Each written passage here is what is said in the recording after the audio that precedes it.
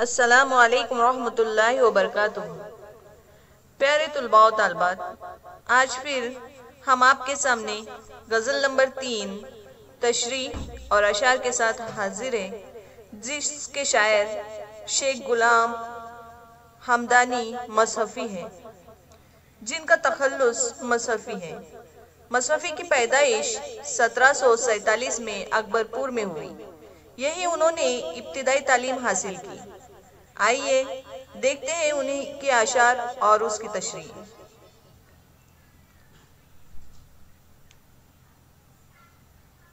مصحفی ایک قادر الکلام شاعر تھے۔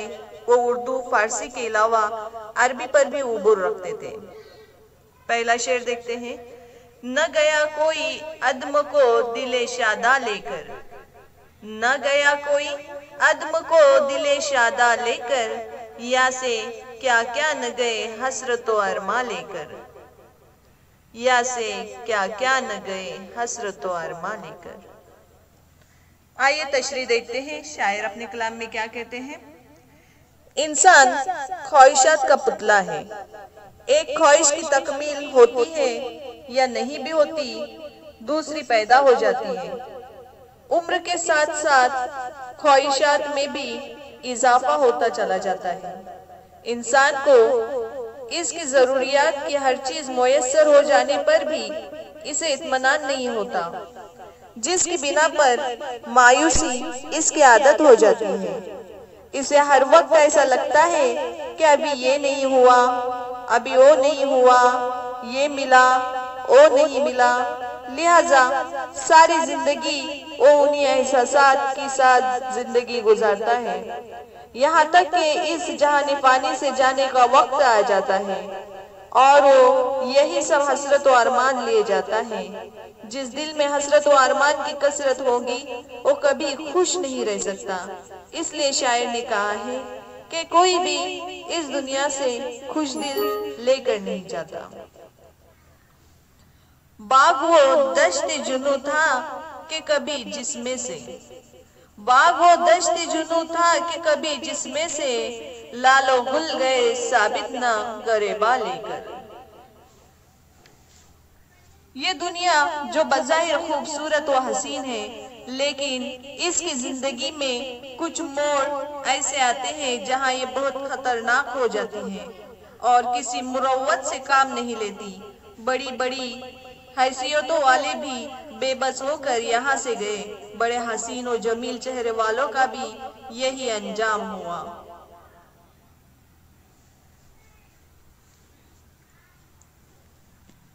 پردے خاک میں سو سو رہے جا کر افسوس، پردے خاک میں سو سو رہے جا کر افسوس، پردے رخسار پہ کیا کیا میں تابا لے کر۔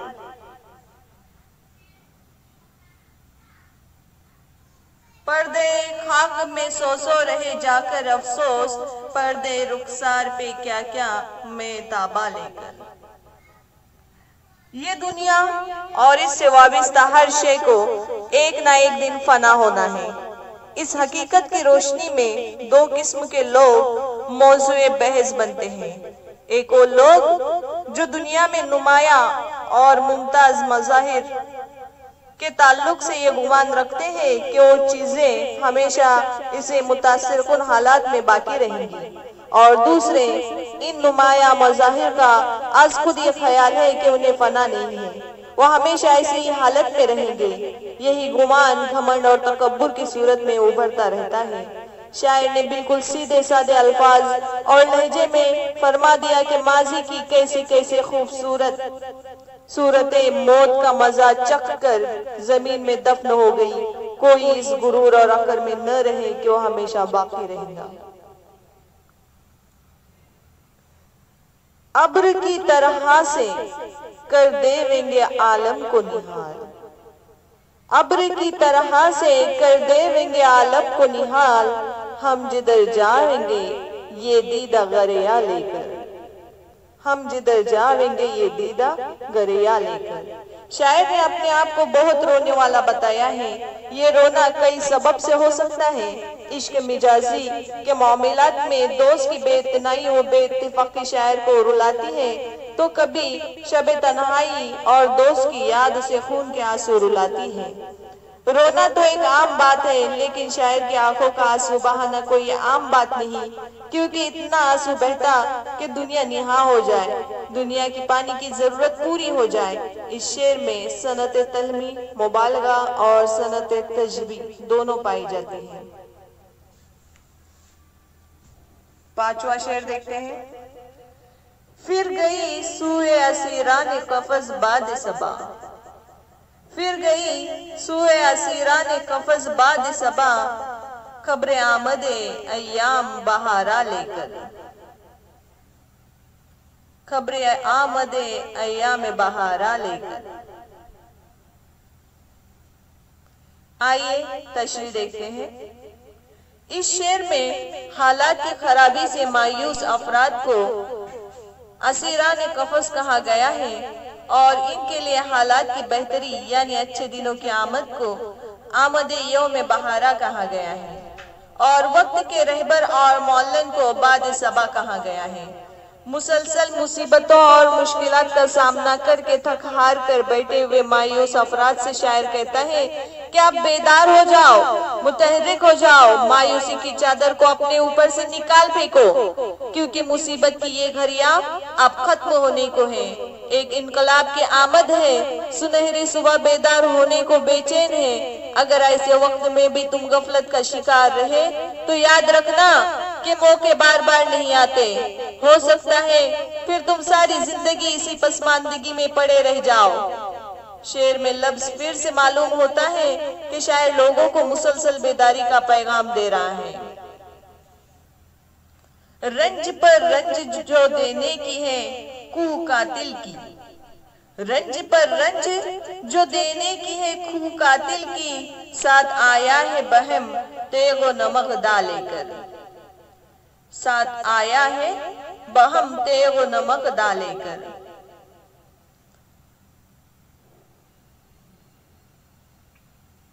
دوست کی بے وفائی، لاپرواہی، عدم اتفاقی اور بے مروتی کرنے والی عادتوں اور خصلتوں کی بنا پر شاعر نے اسے قاتل کہا ہے۔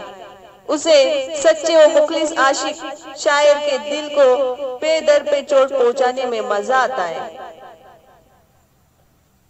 یعنی تھوڑے سے میں اس ظالم کا جی نہیں بھرتا، خوب زخم دینے اور تڑپانے سے ہی اس کی تسکین ہوتی ہے۔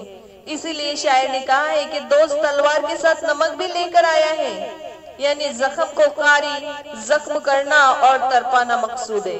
یہاں محاورہ زخم پر نمک چھڑکنا کے معنی پر غور کرے تو شعر کا مطلب اور واضح ہو جاتا ہے۔ اس کے معنی ہیں ستائے ہوئے کو ستانا، نقصان یا تکلیف میں تان و تشنیع کرنا۔ آئیے اگلے شعر کی طرف چلتے ہیں، جو غزل کا آخری شعر ہے، اور ہم نے آپ کو اس سے پہلے بھی بتایا ہے کہ غزل کا آخری شعر یا شاعر جس شعر میں اپنے تخلص کا استعمال کرتا ہے اسے مقطع کہتے ہیں۔ مصحفی گوشِ عزلت کو سمجھ تخت شہی، مصحفی گوشِ عزلت کو سمجھ تخت شہی، کیا کریں گا تو اب سے ملک سلیمان لے کر، کیا کریں گا تو اب سے ملک سلیمان لے کر۔ مقطع میں شاعر کیا کہنا چاہتے ہیں دیکھتے ہیں۔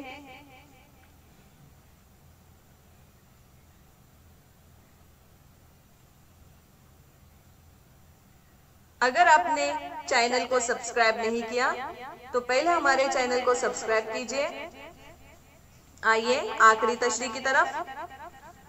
مقطع میں شاعر کہتا ہے کہ اے مصحفی، اس گوش عزلت کو تخت شاہی سمجھ، تیرے لیے ملک سلیمان کی خواہش فضول ہے۔ اس شعر کا ایک مطلب تو یہ ہو سکتا ہے کہ شاعر اپنے آپ سے کہہ رہا ہے کہ ملک و سلطنت اور ان کے نظام کو چلانا اس کے بس کی بات نہیں ہے۔ اور یہ سب اس کے مزاج سے میل بھی نہیں کھاتے، لہٰذا اسے ان چیزوں سے دور رہ کر گوشہ نشینی کی زندگی سے لطف اندوز ہونا چاہیے۔ یہاں کی شب و روز اور دیگر سرگرمیاں شاہی محلوں اور درباروں سے زیادہ عزت و وقار اور چین و سکون والے ہیں۔ دوسرا مطلب یہ ہے کہ شاعر نے گوشہ نشینی کی جگہ یعنی خانقاہوں میں پیر و مرشد کے مرتبے اور عزت و وقار و سلطنت اور محل و دربار رکھنے والوں بادشاہ کی عزت و وقار سے زیادہ اہم اور افضل قرار دیا ہے۔ دربار میں خوف اور جبر کی بنا پر سر جھکتے ہیں، جبکہ خانقاہوں میں خلوص اور عقیدت میں سر جھکتے ہیں۔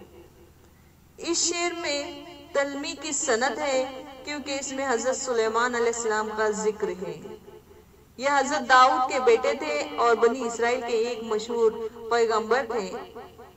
ایسے ہی ویڈیوز حاصل کرنے کے لیے لائک ضرور کریں اور سبسکرائب